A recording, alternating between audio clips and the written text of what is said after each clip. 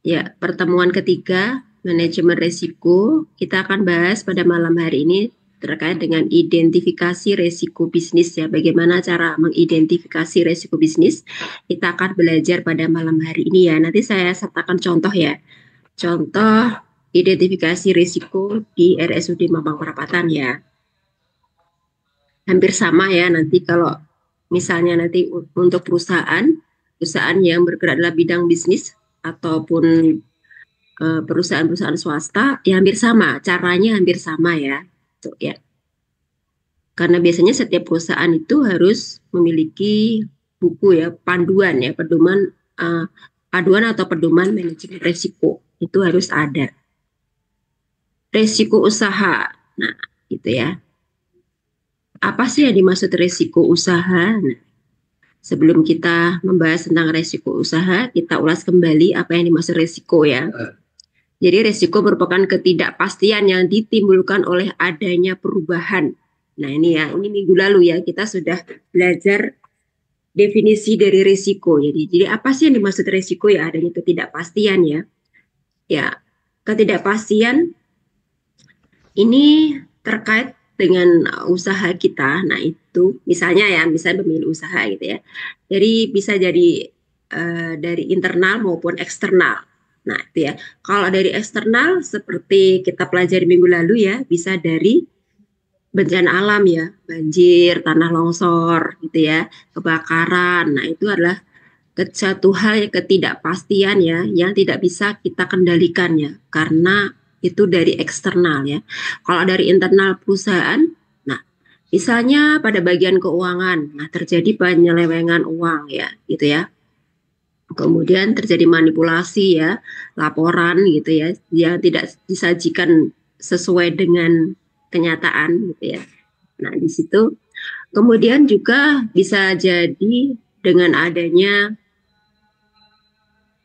kerugian yang diakibatkan karena salah ya, salah perhitungan bagian produksi misalnya ya. Ya seharusnya bahan bakunya itu cukup ya, cukup digunakan untuk memproduksi misalnya 100 ya, 100 setel pakaian ini untuk konveksi misalnya.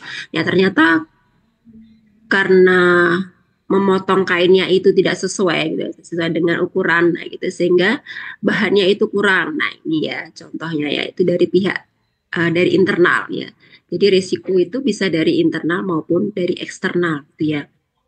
Kemudian kalau risiko usaha adalah suatu bahaya atau akibat yang mungkin dapat terjadi pada sebuah usaha yang sedang berlangsung maupun yang akan datang. Ini risiko usaha ya. Jadi bahaya atau akibat yang mungkin dapat terjadi pada sebuah usaha yang sedang berlangsung maupun yang akan datang. Ini risiko usaha. Jadi pada saat menjalankan usaha ya ternyata dalam berjalannya usaha itu tidak berjalan sesuai dengan harapan gitu ya. Kita sudah menetapkan target bahwa target keuntungan bulan ini misalnya itu 100 juta keuntungannya target ke bulan ini gitu. Tapi ternyata meleset ya, tidak mencapai target ya. Hanya tercapai 50% ya. Hanya mencapai hanya mendapatkan omset 50 juta ya. Kenapa? Kenapa tidak tercapai target? Apa masalahnya? Oh, ternyata ada bencana alam, ada banjir ya, ada musibah banjir ya. Sehingga usahanya tidak bisa dilaksanakan seperti biasanya. Kalau banjir kan banyak kendala ya, akses jalannya juga ya, banjir terkendala, kemudian tokonya ataupun rukonya itu tergenang banjir. Nah ini sehingga menyebabkan omsetnya itu tidak mencapai target yang harusnya 100% hanya mencapai 50% nih ya. Jadi suatu bahaya atau akibat yang mungkin dapat terjadi ya pada sebuah usaha yang sedang berlangsung maupun yang akan datangnya. Tentunya capaiannya di bulan ini gitu akan mempengaruhi ya di bulan depannya, akan mempengaruhi bulan depannya ya. Omsetnya jadi berkurang gitu ya. Kemudian kalau omsetnya berkurang tentunya ya terkait dengan keuntungan juga ya. Kalau omset itu kan masih kotor ya. Ya. Jadi belum bersih ya, belum dipotong biaya-biaya operasional gitu ya, bayar listrik, bayar kontrakan misalnya, bayar gaji atau karyawan itu. Kalau omset itu masih kotor, belum bersih ya. Kalau ada keuntungan itu sudah bersih gitu, sudah dikurangi biaya-biaya operasional ya. Ya, tentunya kalau omsetnya turun, keuntungannya juga turun juga. Nah, ini akan mempengaruhi juga keberlangsungan usaha ke depannya gitu ya. Jadi akan banyak pemangkasan-pemangkasan atau efisiensi tentunya ya. Jangan sampai kerugiannya itu terlalu besar gitu ya.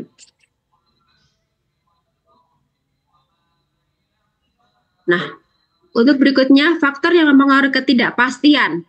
Nah, ini ada ketidakpastian ekonomi, ketidakpastian yang disebabkan oleh alam, ketidakpastian yang disebabkan oleh perilaku manusia. Ya.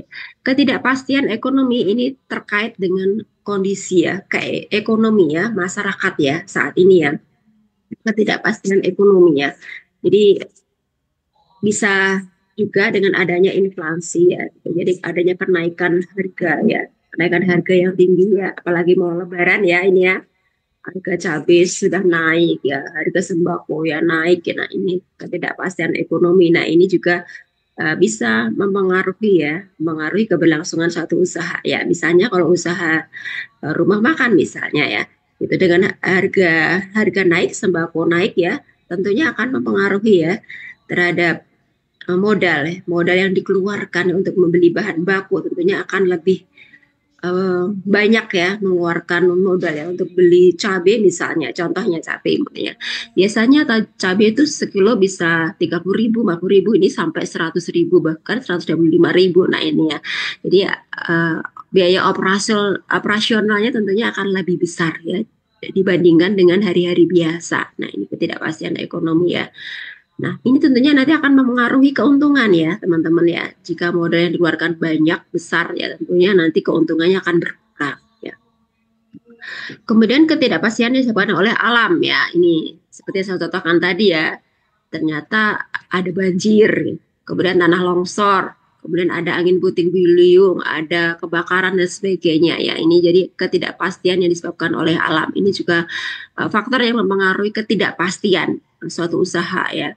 Kita sudah menganggarkan, sudah merencanakan dengan baik ya. Ternyata gitu ya. Oh, ada banjir gitu. Jadi usahanya itu tidak sesuai dengan ekspektasi, tidak sesuai dengan target gitu ya.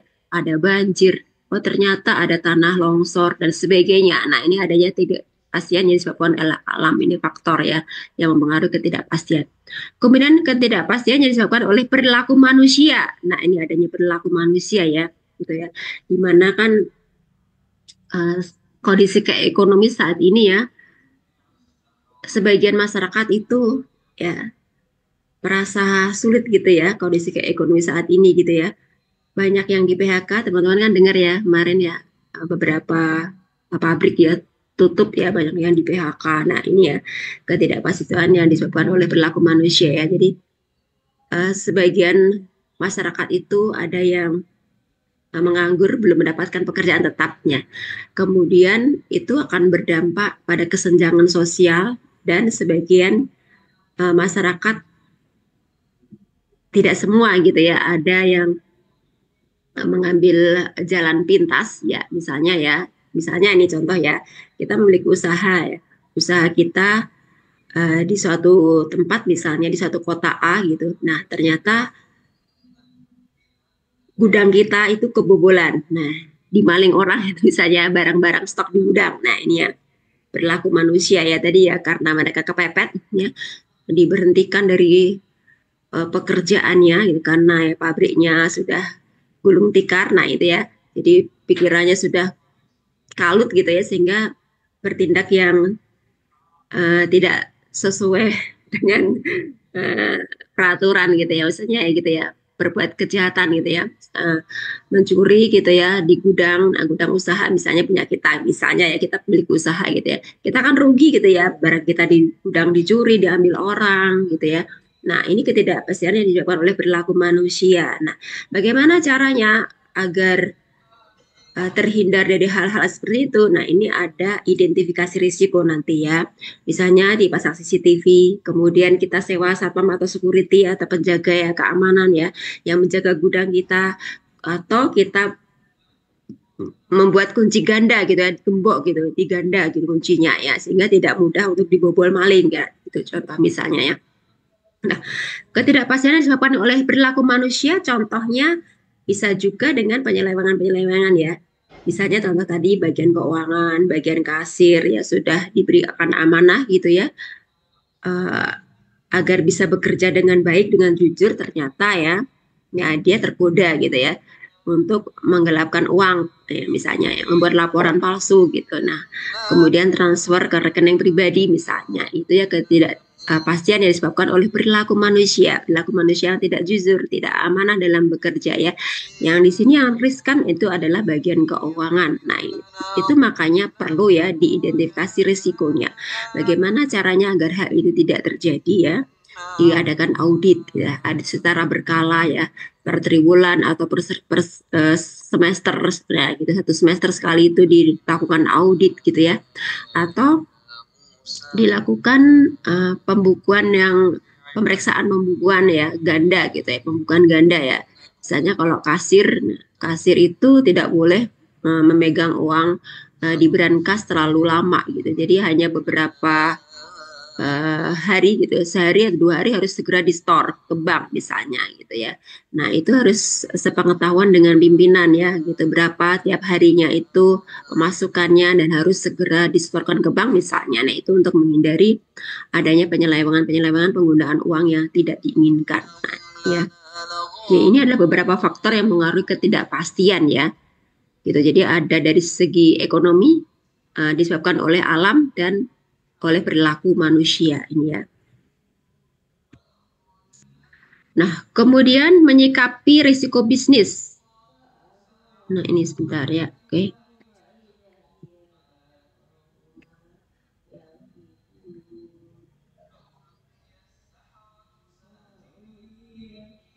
Nah, menyikapi risiko bisnis. Jadi di sini ada 4 bentuk sikap yang harus kita lakukan dalam menyikapi risiko bisnis.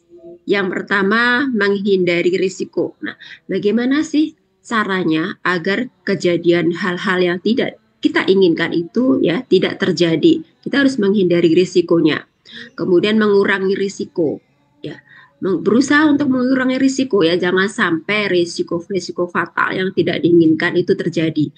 Kemudian memindahkan risiko. Nah, memindahkan risiko ini bisa dengan kerjasama dengan pihak ketiga, yaitu pihak asuransi itu memindahkan risiko. Jadi kalau terjadi apa-apa, nanti pihak asuransi ya yang akan mengganti rugi ya. Nah, kemudian ini sama ya, memindahkan risiko ya sama ini. Jadi menghindari risiko, mengurangi risiko dan memindahkan risiko. Nah, ini ya adalah 4 bentuk sikap yang harus kok 4-3 nih ya teman-teman ya. Ya, yang harus kita lakukan dalam menyikapi risiko bisnis. Nah, ini ya, menghindari risiko, mengurangi risiko, memindahkan risiko. Ya. Nah, untuk berikutnya, faktor penyebab risiko bisnis. Nah, ini adalah masalah ekonomi, perilaku manusia, dan bencana alam. Nah, ini sama kayak di depan ya. Sama tadi ya, sudah saya ungkapkan tadi ya teman-teman ya. Masalah ekonomi, perilaku manusia, dan bencana alam. Ini penyebab risiko bisnis ya. Kemudian macam-macam risiko, ya ini macam-macam risiko itu ada 2, risiko dinamis dan risiko statis. Nah, ya, jadi apa sih yang dimaksud risiko dinamis dan apa sih yang dimaksud risiko statis? Nah, ini untuk berikutnya. Nah, ini ada risiko dinamis, ya. Oke, bisa minta tolong dibacakan Kak Catherine, bisa minta tolong dibacakan. Halo, selamat malam. Mbak Iya, Catherine, Ibu. bisa minta tolong dibacakan risiko Iya, dinamis. Ibu. Macam-macam resiko. Yang pertama resiko dinamis. Resiko dinamis adalah resiko yang terjadi karena perubahan situasi dan kondisi baik di dalam maupun di luar organisasi. Resiko ini sulit diprediksi dan dapat diakibatkan oleh berbagai faktor. Resiko dinamis adalah segala bentuk resiko kerugian akibat perubahan dalam ekonomi seperti fluktuasi pada nilai mata uang, nilai saham, maupun inflasi. A. Resiko manajemen. B. Resiko pasar. C. Resiko akibat inovasi. Ya, oke, terima kasih Kak Catherine sudah dibacakan ya. Jadi resiko ya dinamis ya. Ini adalah risiko yang terjadi karena perubahan situasi ya dan kondisi ya, baik di dalam maupun di luar organisasi ya. Jadi risiko ini ya cenderung sulit ya untuk diprediksi ya dan dapat diakibatkan oleh berbagai faktor ya ini ya. Seperti dalam faktor ya perubahan dalam ekonomi ya, fluktuasi nilai mata uang, nilai saham maupun inflasi ya ini. Nah, risiko dinamis ini bisa terdapat pada risiko manajemen ya, manajemen risiko manajemen ya. Nah, ini kalau manajemen di sini bisa bagian keuangan, bagian HRD gitu ya. Kemudian bagian apa lagi nih ya? Pemasaran ya, pemasaran atau marketing. Nah, itu risiko manajemen ya. Kemudian risiko pasar. Nah, risiko pasar ini ya bagaimana sih keuntungan kita pada hari ini gitu. Apakah mencapai target atau tidak gitu. Kondisi pasar ya, kondisi pasar pada saat itu. Nah, bagaimana terkait dengan harga ya, apakah harganya stabil ataupun tidak, ya, terjadi fluktuasi harga atau tidak, apakah terjadi inflasi atau tidak. Nah, ini risiko pasar ya. Jadi naik turun ya. Jadi hari ini ya kadang-kadang harganya naik terus besok ya harganya bisa turun. Nah, ini kondisi pasar, risiko pasar. Nah, gitu. Jadi seorang pebisnis ini harus bisa memiliki analisis ya. Kira-kira nanti misalnya ya kalau ini kita pebisnis gitu ya. Kira-kira nanti kapan sih ya akan terjadi peningkatan kebutuhan masyarakat gitu ya. Oh, biasanya terjadi peningkatan kebutuhan dengan terkait dengan sembako gitu. Kemudian terkait dengan bahan-bahan makanan ya, yang lainnya gitu ya, misalnya kue-kue ya. Nah, itu biasanya pada saat mau Lebaran, pada saat mau Natal ya, pada saat mau Tahun Baru misalnya, itu terjadi peningkatan ya, peningkatan bahan pangan ya, pembelian ya, pembelian bahan pangan ya ataupun sembako ya, kemudian bahan makanan yang lainnya seperti kue-kue lebaran ya gitu ya, ataupun kue-kue kering, nastar dan sebagainya. Nah, itu kita sudah memiliki trennya ya. Ini untuk pebisnis kuliner ya tentunya ya. Nah, trennya itu bulan apa atau pada saat momen apa gitu. Nah, kemudian kalau pakaian ya, pakaian seragam misalnya, seragam anak sekolah, ada trennya itu naiknya kapan sih? Nah, kita harus melihat pasar, kondisi pasarnya. Kalau tren kenaikannya itu sekitar bulan Juni, Juli ya. Ini untuk perusahaan konveksi yang memproduksi pakaian gitu ya, pakaian seragam anak sekolah gitu ya.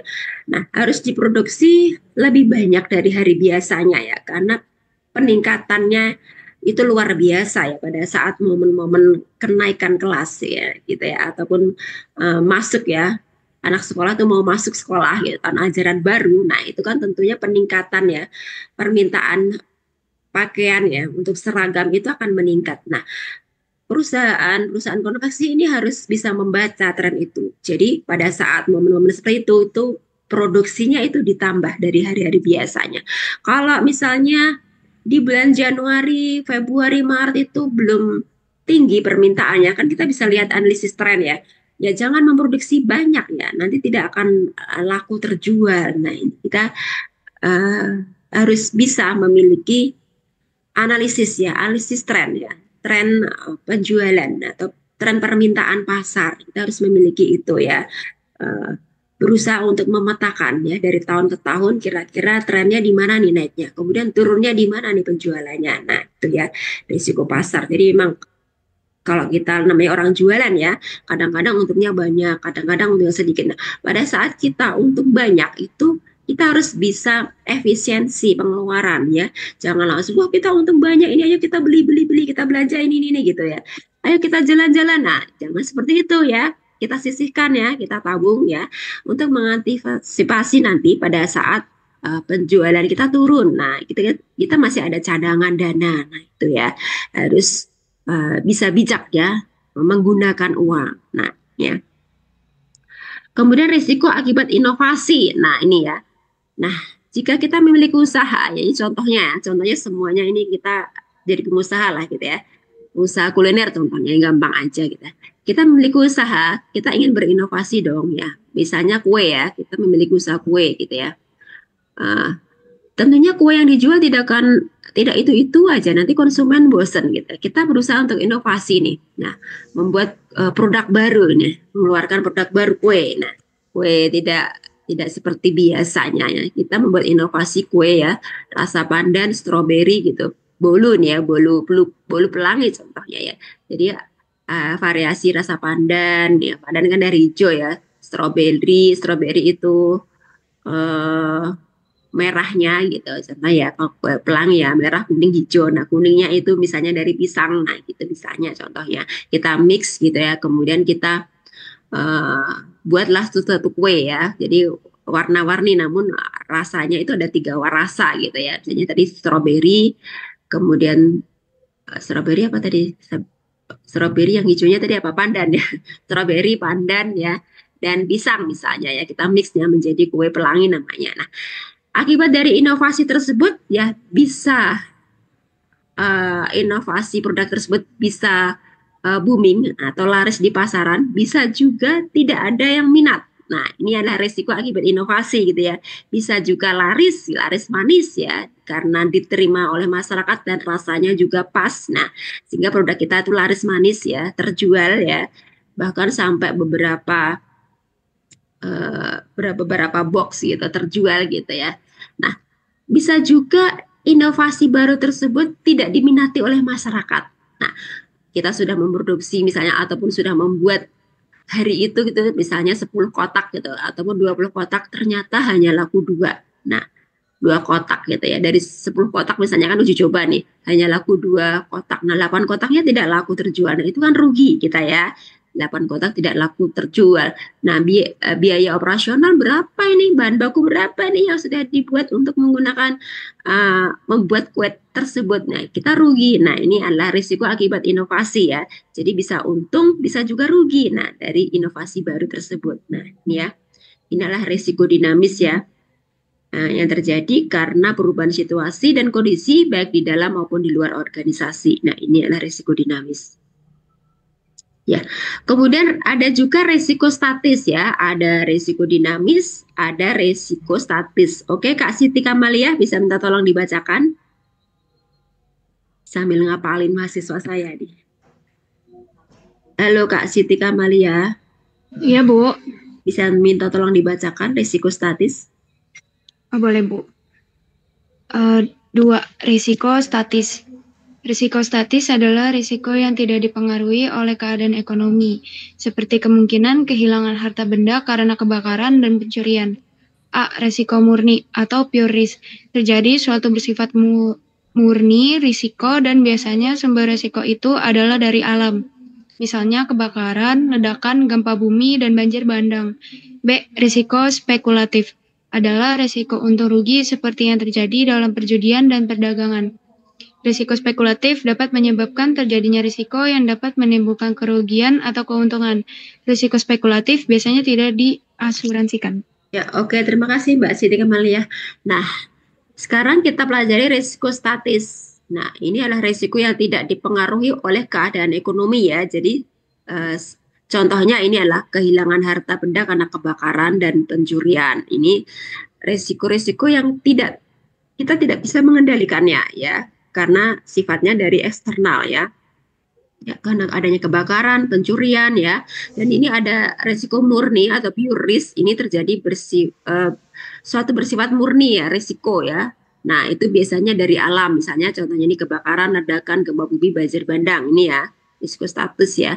Kemudian spekulatif. Nah, ini adalah risiko untung rugi ya. Nah, seperti perjudian nih. Jadi ini contoh-contoh saja ya teman-teman ya. Nah, kan seperti permainan itu. Jadi ada menang, ada kalah ini ya. Jadi tidak bisa memastikan bahwa hari ini nanti akan menang atau misalnya mau pasang lotre misalnya ya. Dengan sekian gitu. Nanti pasti hari ini menang ya, nggak mungkin ya. Gitu ada menang, ada kalah. Tapi jangan ya, ini hanya contoh saja ya, biar gampang ya itu. Jangan seperti ini hanya contoh saja ya. Dan perdagangan. Nah, perdagangan juga ya bisa untung bisa rugi gitu ya, jadi tidak bisa memastikan ya, ini spekulatif ya gitu ya. Namanya juga orang dagang gitu, kadang-kadang sepi, kadang-kadang rame. Nah ini ya, jadi spekulatif ya. Jadi risiko spekulatif dapat menyebabkan terjadi risiko yang dapat menimbulkan kerugian atau keuntungan. Nah, biasanya itu tidak diasuransikan. Nah, ini ya karena hal-hal yang eh, sifatnya spekulatif gitu, tidak bisa diprediksi gitu ya. Nih, jadi tidak bisa diasuransikan ya. Ini dari hal ini ya masuk ke dalam resiko statis. Jadi ada resiko murni dan resiko spekulatif.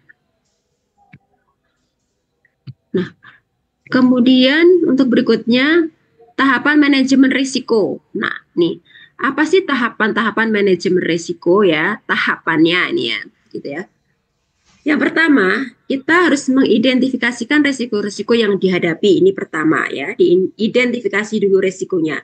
Kemudian mengukur atau menentukan besarnya risiko ya. Apakah risikonya itu dalam kategori ringan, sedang atau berat. Nah, ini ya, kita harus bisa mengukur risikonya. Nah, kemudian setelah kita bisa menentukan ya besaran risikonya, kemudian yang ketiga, tindak lanjut untuk menghadapi atau menangani risiko. Tindak lanjutnya apa nih? Ya, jangan sampai hal tersebut terjadi ya. Atau jika hal tersebut itu sudah terjadi, apa tindak lanjutnya? Nah, ini kita harus bisa memetakan, mengidentifikasinya. Nah, ya. Nanti saya akan berikan contohnya ya, caranya mengidentifikasi risiko. Nah, untuk berikutnya alat dan teknik identifikasi risiko. Nah, ini teman-teman nanti bisa baca ya. Jadi saya akan lebih ke contohnya. Ya, ada documentation review, information gathering ya, checklist analysis, assumption analysis, diagramming teknik ya, kemudian SWOT analysis, kemudian ada expert judgment ya, ini ya. Di sini sudah saya jelaskan di sini ya. Nah, di sini apa yang dimaksud documentation review? Nah, ini lebih ke dokumen ya. Jadi file-file ya. Jadi contohnya file-file proyek ya, rencana proyek, asumsi-asumsi yang terkait dengan proyek, perjanjian kontrak, dan informasi lainnya yang akan digunakan dalam analisis risiko ya. Ini dari dokumentasi review ya, gitu ya. Jadi sebelum ini contohnya ini ya. Sebelum menandatangani suatu kontrak atau surat perjanjian kerjasama, kita harus bisa membacanya dengan detail ya. Ya, dampaknya apa gitu jika uh, tidak bisa memenuhi persyaratan. Jadi kita akan dirugikan nggak sih dari perjanjian kerja tersebut? Nah, ini harus benar-benar dipahami, dibaca benar-benar sebelum kita melakukan perjanjian kerjasama. Nah, ini ya SPK ya, perjanjian kerjasama. Terus dipahami benar-benar gitu ya. Jangan asal tanda tangan saja. Ini penting sekali ya, teman-teman ya. Oke, saya jelaskan singkat saja ini ya. Kemudian information gathering teknik ya, inilah teknik pengumpulan informasi yang merupakan proses berulang yang digunakan untuk membuat dan mengelola data pada berbagai sumber informasi ya. Ini kita lakukan bisa dengan brainstorming, kemudian metode Delphi, kemudian wawancara, kemudian bisa dengan root cause analysis. Nah, ini ya, atau analisis akar penyebab ya, dengan menggunakan diagram ini, tulang ikan atau fishbone diagram ini biasanya ya, teman-teman ya. Nah, oke, saya percepat ya teman-teman ya. Nanti karena kita lebih ke contoh saja ya. Kemudian checklist analisis, kemudian kita bisa menggunakan assumption analysis, kemudian diagram teknik ya ini.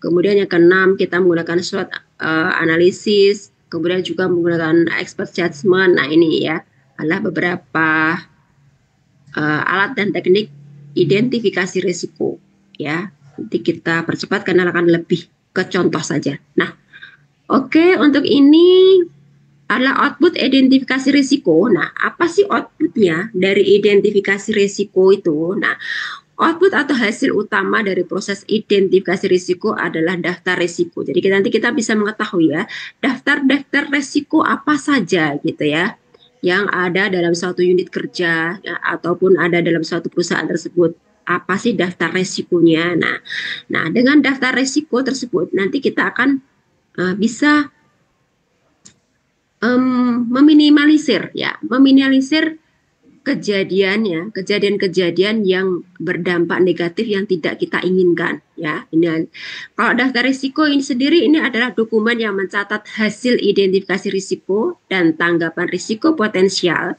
yang digunakan oleh manajer proyek untuk memantau proses manajemen risiko nih ya. Kemudian dokumen tersebut berisi berbagai informasi dari setiap risiko yang teridentifikasi ya, seperti peristiwa risiko, tingkat risiko, sifat risiko, komponen atau tahapan mana yang memiliki risiko, siapa yang memilikinya, penyebab risiko, kategori risiko, serta tanggapan atau langkah-langkah mitigasi apa saja yang dilakukan untuk mengelola risiko tersebut ya. Oke, mungkin teman-teman belum terbayang ya, ini apa sih maksudnya? Nah, gitu. Jadi nanti setelah saya berikan contohnya, nanti teman-teman akan tergambar, oh seperti ini ya maksudnya ya, gitu. Ya, ntar ya, saya kasih contoh ya. Jadi dalam suatu perusahaan ya, itu wajib memiliki buku manajemen risiko ya, buku pedoman manajemen risiko. Nah, itu ya harus ada ya untuk mengidentifikasi risiko. Ini saya kasih contoh ya, tapi dari IAIN Kediri nih ya. Contoh nih ya teman-teman ya. Ini sudah kelihatan belum teman-teman nih bukunya? Saya saya nemu bagus nih teman-teman di internet. Bu. Ya. Nah, nanti saya bagi ya. Ini tadi belum saya bagi lupa. Nah, pedoman manajemen risiko IAIN Kediri ini lengkap banget bukunya. Tempat saya juga ada gitu, tapi tidak sebagus ini. Nah, ini bagus nih, luar biasa. Nama saya ada, tapi ini bagus yang ini. Pedoman manajemen risiko IAIN Kediri. Nah, ini contoh ya. Di sini ada tahunnya ya. Tahun 2022. Jadi setiap tahun nanti di-upgrade ya, di-update lagi ya. Kira-kira sudah sesuai atau masih relevan enggak sih? Nah, itu tiap tahun harus di-update ya. Gitu. Nah, ini salinan terkendali, kontrol kopi. Oh, ini ada tim penyusunnya. Nah, ini ya tim penyusunnya. Ada ketua, ada anggota gitu. Biasanya emang ada timnya ya. Tim Menris ya, tempat saya juga ada timnya. Nah, ini ya. Kemudian tanda tangan, diperiksa, diajukan. Ini ya. Nanti saya bagi bukunya ya. Nah, ini kemudian ditetapkan ya, pakai ini surat keputusan. Ini surat keputusan rektor. Nah, ini ya. Gitu. Kalau di perusahaan ya nanti surat keputusan direktur yang memutuskan bahwa ini ditetapkan sebagai buku pedoman manajemen resiko misalnya kayak gitu contoh. Nah, ini kata sambutan. Nah, ini daftar isinya ya, teman-teman kita lihat di sini ya. Ini ya daftar isinya. Ya, ini ada halaman pengesahan dan sebagainya. Ini seperti biasa, seperti kita membuat makalah ya. Kemudian pendahuluan pengantar, tujuan, sasaran, manfaat, kemudian konsep dasar manajemen risiko, urgensi manajemen risiko, strategi arsitektur, kemudian implementasi manajemen risiko, struktur pengelola, prinsip manajemen risiko, kerangka kerja manajemen risiko, proses manajemen risiko. Kemudian penutup lampiran ya, kita masuk ke dalamnya, kita lihat nih. Ini pendahuluan ya, seperti biasa ini ya, langsung kita bawa aja sasaran, manfaat ya, konsep dasar manajemen risiko, ini urgensi manajemen risiko. Nah, ini apa sih ya gitu. Nah, ini masih seperti teori-teori ini ya di depannya. Nah, ini arsitektur manajemen risiko ini ada ya teman-teman. Saya besarkan, saya gedein ya.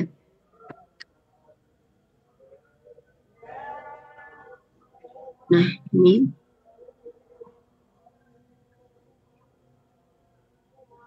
Nah, ini kerangka kerja manajemen resiko. Nah, proses manajemen resiko. Nah, ini ya teman-teman ya.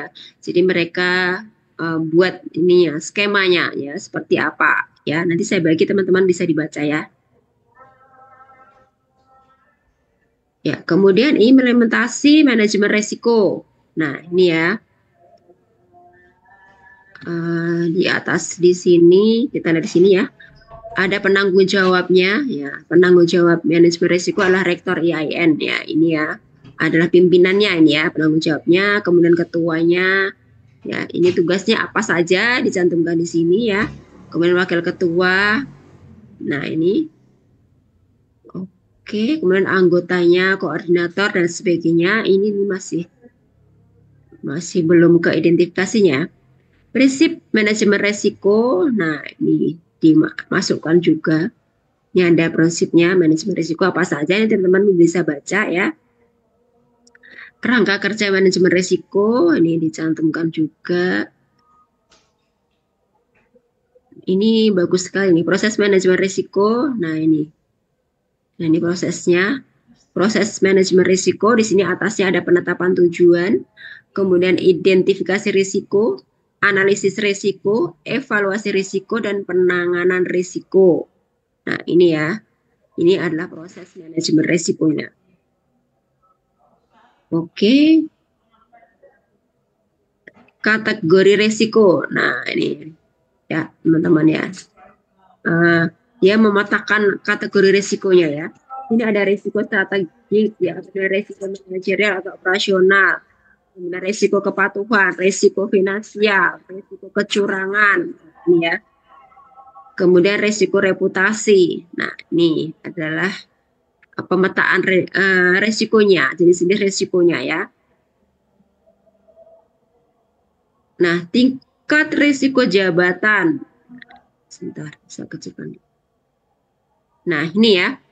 Nah, di IAIN ini ya dipetakan tingkat risiko jabatan. Jadi kalau jabatan itu tinggi, tentunya resikonya levelnya itu akan lebih besar ya, tinggi juga. Nah ini ya sesuai dengan jabatannya masing-masing ya. Makanya ya teman-teman ya, kalau seorang itu jabatannya tinggi, tanggung jawabnya itu besar dan juga sebanding dengan gajinya ya, gajinya besar juga, banyak juga ya. Semakin tinggi jabatannya, resikonya semakin besar, tanggung jawabnya semakin besar ya sebanding ya dengan gajinya diperoleh juga banyak gitu, besar, lebih besar daripada staf di bawahnya. Nah itu ya, rektor resiko strategiknya, resiko manajerial, resiko operasional ini adalah bagian manajemen ya, strategik ya, jadi yang bisa memberikan keputusan kebijakan ini ya, resiko strategiknya ya, ada rektor.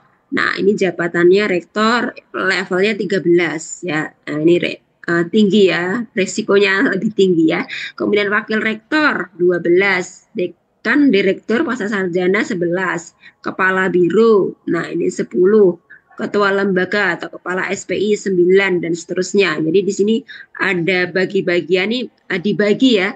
Mana sih yang masuk bagian strategik, mana bagian manajerial, maka mana-mana yang bagian operasional ini dipetakan semua. Nah, ini dimasukkan dalam kolom-kolom ini ya. Ini diidentifikasi, namanya identifikasi resikonya. Nah, ini level resikonya ini di levelkan ya. Oke, teman-teman, ini contoh saja nanti saya bagi ya. Bukunya ini bagus sekali. Kemudian analisis resiko, nah ini levelnya ya. Nah, ini ya, kriteria kemungkinan risiko. Ini ya. Nah, ini.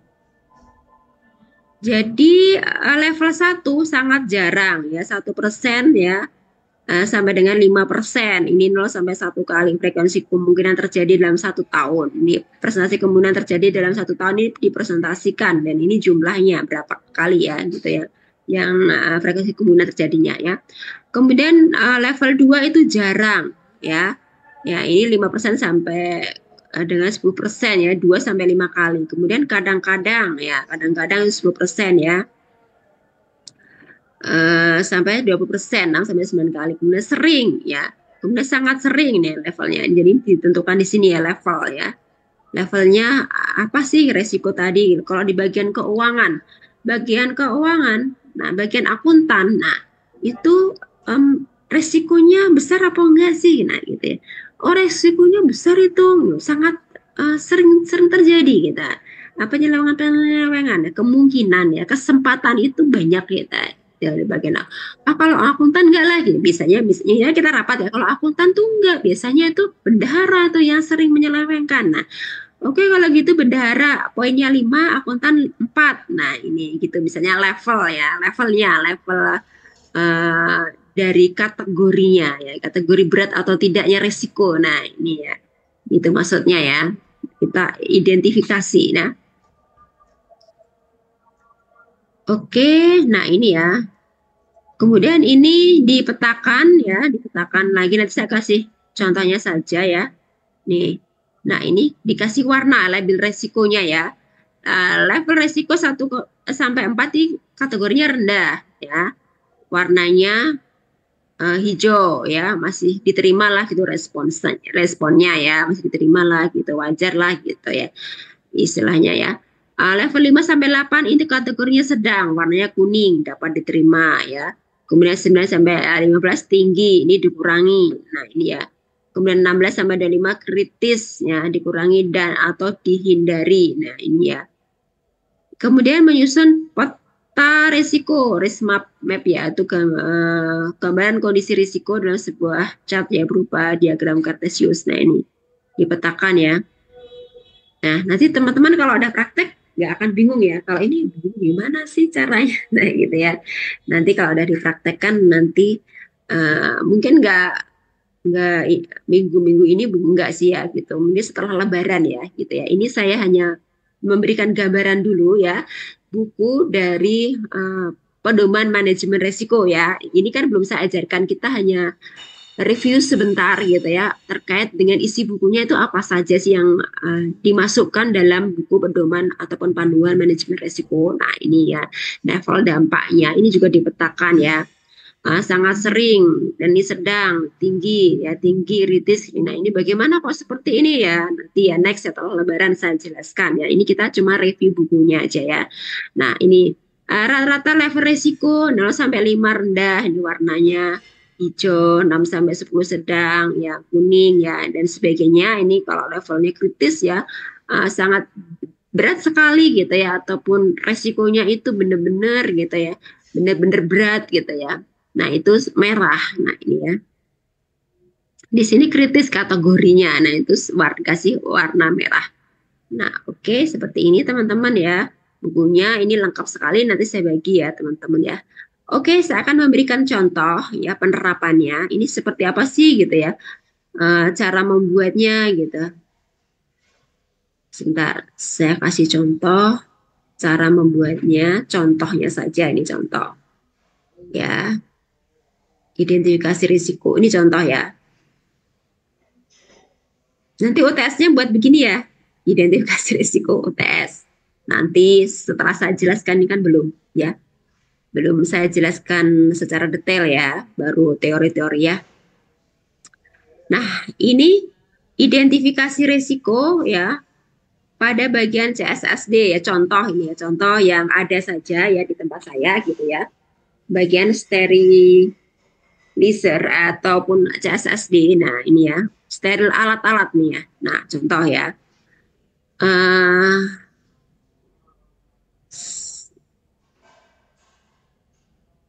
Nah, ini di sini kita petakan ya, kira-kira apa sih resiko yang akan terjadi pada bagian tersebut? Ya, ini ya. Yang pertama, ini resikonya jika karyawan bekerja di unit tersebut itu bisa tertusuk benda tajam. Ini contohnya, ini resikonya ya. Kita petakan dulu resikonya, diidentifikasi dulu resikonya apa saja sih gitu ya. Bisa tertusuk benda tajam, ya. Bisa petugasnya tertular penyakit dari alat kotor yang terinfeksi tadi, infeksius, dan mensterilkan alat-alat yang sudah dipakai gitu ya, dipakai untuk operasi, dipakai untuk melakukan tindakan medis, tuh alat-alatnya itu perlu disterilkan. Nah, ini ya. Nah, resikonya petugasnya itu bisa tertusuk benda tajam ya, ataupun alat dari alat-alat yang digunakan tadi kan ada gunting, kemudian ada seperti pinset, ya, ada benda-benda lain. Nah, itu yang tajam gitu ya. Nah, itu bisa tertusuk benda tajam kalau tidak hati-hati ya, menggunakan alat pelindung diri ya. Kemudian petugas tertular penyakit dari alat kotor infeksi. Nah, itu kan infeksius tadi alat-alatnya ya, bisa tertular. Kemudian bisa terbakar akibat suhu panas kan, sterilisator ya. Alatnya itu panas kan gitu ya biasanya. Nah, itu kalau tidak memakai alat pelindung diri itu bisa terbakar ya akibat suhu panas dari alat tersebut ya. Sampai berapa derajat Celcius itu ya, panas banget tuh alatnya ya, steril alat tadi ya. Kemudian iritasi mata dan kulit karena cairan kimia ya, pakai cairan kimia juga mencucinya ya teman-teman. Nah, itu kemudian penyakit ke pasien dari alat gagal steril. Nah, ini bisa ya. Kemudian pemakaian APD kurang standar. Nah, ini adalah risiko-risiko yang akan terjadi ya. Nah, kemudian tujuannya, baik, kenapa kita harus mengidentifikasi risikonya? Nah, tujuannya di sini adalah tidak tertusuk benda tajam 100% sesuai dengan SPO dalam tahun. Nah, ini Nah, tujuannya kita identifikasi ini agar petugas tersebut tidak sampai tertusuk benda tajam. Nah ini ya, kan ini resikonya tertusuk benda tajam ya. Bagaimana sih caranya biar tidak tertusuk benda tajam? Nah, apa sih yang harus dilakukan ya? Misalnya dengan alat pelindung diri, kita menggunakan sarung tangan, ya kemudian sepatunya menggunakan sepatu safety, ya menggunakan misalnya alat-alat yang masker gitu ya gitu ya, agar tidak tertular penyakit yang ini ya, tertular penyakit ya, sarung tangan, pakai masker gitu dan sebagainya. Nah ini ya. Kemudian sebabnya tidak area lokasinya CSSD, sebabnya apa? Tidak melakukan prosedur sesuai SPO dan memakai APD ya. Kenapa kok bisa sampai tertusuk benda tajam? Oh, sebabnya ini kita identifikasi ya. Sebabnya kalau petugasnya itu tidak melakukan prosedur sesuai SPO dan memakai APD, jadi nanti akan berdampak bisa terjadi kecelakaan kerja yaitu tertusuk benda tajam. Nah, ini resikonya apa ya? Jika tidak memakai APD, nah tertusuk benda tajam. Nah dampaknya ya akibatnya dapat menyebabkan cedera. Nah ini ya. Kemudian pernyataan resiko tidak melakukan prosedur sesuai SPO dan memakai alat APD tertusuk benda tajam. Akibatnya dapat menyebabkan cedera.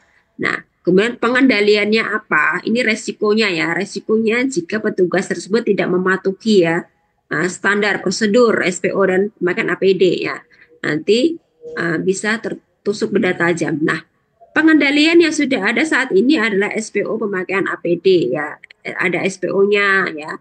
Kemudian SPO yang mereka bekerja di unit tersebut ya, kemudian SPO pemakaian APD. Ini ya contohnya identifikasi risiko ya.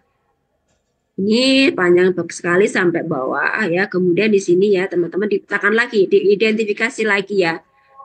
Analisis resikonya. Nah, ini dianalisis ya. Bagaimana sih caranya membuat ini ya. Kemudian ya ini. Kemudian alternatifnya bagaimana teknik pencegahan resikonya ya. Kemudian resiko residualnya seperti apa. Nah, ini kemudian pemilik resikonya ya. Pemilik resikonya itu siapa? Kepala unit CSSD. Nah, target waktunya berapa? 6 bulan ya. Ini 6 bulan, 6 bulan. Nah, ini harus resiko tersebut itu harus bisa dikendalikan ya, jangan sampai terjadi. Nah ini dikasih tenggat target waktunya tuh 6 bulan ya, 6 bulan itu harus bisa diselesaikan nih identifikasi resikonya ini ya dengan baik gitu, 6 bulan dikasih waktu, jangka waktu target waktu 6 bulan. Nah ini untuk memperbaiki ya dalam di unitnya itu masing-masing. Nah ini dan sebagainya sampai ke bawah gitu ya teman-teman ya. Ini contoh saja ya, nanti next akan saya ajarkan bagaimana cara membuatnya. Nah, ini kemudian profil resiko. Nah, ini dan seterusnya ini teman-teman sampai bawah. Nah, kemudian ditandatangani di sini koordinator manajemen resiko. Jadi ada koordinator manajemen resiko ya di suatu perusahaan. Jadi ada yang mengkoordinasi atau bagian manajemen resiko khusus untuk menangani manajemen resiko itu ada bagiannya sendiri ya. Oke, saya jelaskan lagi sedikit. Ini contoh lagi yang lain.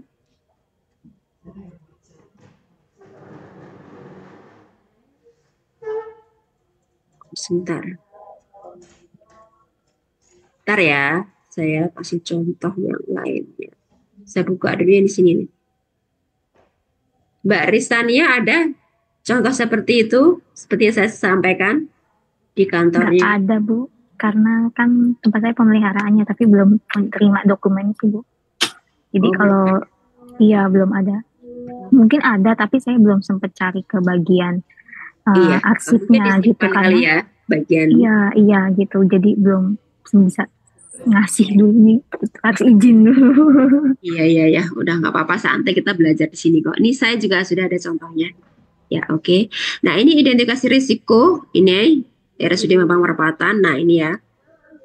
Ini yang sudah ada, ini kemudian dari bagian-bagian tadi yang sudah mengidentifikasi risiko ya. Kemudian nanti dijadikan satu ya, dijadikan satu dokumen. Nah, ini ya. Misalnya nama ruangannya poligigi, ya proses atau produk atau fasilitasnya, kondisi ruang kerja, potensial bahayanya apa. Nah ini ya, kemudian dipetakan ya kategorinya ringan ya, ringan atau sedang nih, ringan, sedang ya, tinggi dan sebagainya. Ini dipetakan dikasih warna-warni gini ya. Kemudian bagaimana cara pengendaliannya? Seperti ini sudah saya bagi ya tadi ya. Nah, bagaimana cara pengendaliannya? Nah, ini sudah dijelaskan di sini semua ya, teman-teman. Ini adalah identifikasi bahaya dan analisis risiko ya. Ini. Kemudian penanggung jawabnya siapa? Di sini harus ada penanggung jawabnya ya. Jadi kalau jadi apa-apa, nanti penanggung jawabnya itu ya dimintai pertanggungjawaban ya. Ini adalah penanggung jawabnya biasanya adalah kepala unit tersebut. Nah, ini bertanggung jawab terhadap manajemen risiko di unitnya. Nah, ini ya. Nih, kemudian bagaimana cara pengendaliannya biar hal-hal yang tidak kita inginkan itu tidak sampai terjadi. Nah, ini ada pengendaliannya juga. Nah, ini teman-teman ya, caranya bagaimana mengendalikan agar resiko negatif yang tidak kita inginkan itu sampai terjadi. Nah, ini contohnya ini ada ya, teman-teman. Oke, setelah Lebaran mungkin akan saya ajarkan bagaimana cara membuatnya ini. Kemudian nanti UTS-nya ya teman-teman saya minta untuk mengidentifikasi resiko ya. Mengidentifikasi risiko usaha ya gitu ya.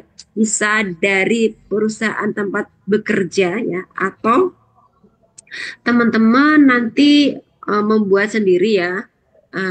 Misalnya contoh ini untuk UTS ya. Misalnya teman-teman ini kita berandai-andai dulu berarti berangan-angan gitu ya, memiliki usaha ya, misalnya memiliki usaha yang mudah saja, misalnya tadi ya perusahaan garment gitu ya, ataupun perusahaan-perusahaan atau rumah makan sajalah yang gampang gitu ya. Nah, teman-teman biar bisa menentukan bagian-bagian atau unitnya apa saja, teman-teman buat struktur organisasinya dulu ya. Struktur organisasi misalnya rumah makan Padang gitu ataupun restoran A atau restoran B gitu. Nah, di situ ada manajernya, kemudian supervisor, kemudian bagian kasir atau bagian keuangan, bagian personalnya contohnya. Nah, itu ya. Teman-teman berangan-angan saja misalnya punya perusahaan gitu. Kemudian dibuat identifikasi resikonya. Misalnya bagian keuangan. Bagian keuangan nanti resikonya apa saja sih gitu ya. Nanti saya mintakan identifikasi risiko yang lengkapnya ya. Ada bagian keuangan aja. Kemarin saya lupa tadi saya lupa minta ke bagian manajemen risiko ya. Tempat saya lengkap tuh bagian keuangan, HRD, perencanaan anggaran. Jadi semuanya disuruh buat masing-masing unit diminta buat, nanti digabungkan menjadi satu. Kemana semuanya sudah buat, sudah rapi, nanti saya minta ke bagian manajemen risiko contohnya ya. Teman-teman nanti coba UTS-nya membuat identifikasi risiko ya dari perusahaan, suatu perusahaan. Ini perusahaan teman-teman, cita-cita teman-teman atau angan-angan teman-teman boleh, atau perusahaan tempat teman-teman bekerja boleh gitu ya. Saya belum bekerja nih Bu gitu. Gimana ya? Ya udah perusahaan angan-angan teman-teman aja yang nggak apa-apa lah, cita-cita seandainya aku memiliki usaha, menjadi pengusaha, nah gitu ya. Struktur organisasinya seperti ini, cara mengidentifikasi risikonya nanti seperti ini gitu ya. Itu ini buat persiapan saja, nanti saya jelaskan setelah Lebaran ya bagaimana cara membuat identifikasi risiko, dan ini penting sekali ya teman-teman, penting sekali, harus ada di setiap perusahaan, harus ada identifikasi risikonya. Oke, ini contoh saja. Ada pertanyaan? Ada pertanyaan sampai di sini? Mudah-mudahan teman-teman tidak bingung ya. Ya, oke. Mau nanya, Bu. Ya, boleh. Ini nanti yang buat UTS kan bikin kayak gini, Bu. Iya. Kalau Ibu kan ini mencakup seluruh yang ada di rumah sakit tempat Ibu ya. Iya. Poli bedah, poli ini. Kalau saya kan nggak mungkin saya jabarin departemen ini yang ada di BI, nggak. Boleh nggak saya tuh kayak cuma di divisi saya aja? Iya, boleh. Di divisi saya aja gitu ada unit apa gitu, boleh ya Bu ya? Ya, boleh. Tapi jangan sedikit ya, nanti bagiannya cuma sedikit. Enggak, nanti saya rinci, tapi unitnya banyak gitu. Ada ya, saya kasih minimal aja ya, berapa ya? 5 gitu ya, 5. Bisa nggak? Iya, nggak apa-apa Bu. Nanti ya, 5 aja, ya, jadi nggak usah semua satu kantor ya. Kalau saya nggak kan mungkin se-BI Bu.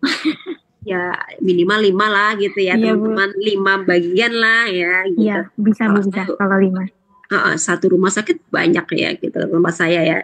Itu aja yang buat tidak satu orang, jadi masing-masing unit diminta membuat dikumpulkan jadi satu ya ke bagian manajemen risiko, nanti bagian manajemen risiko yang menggabungkan.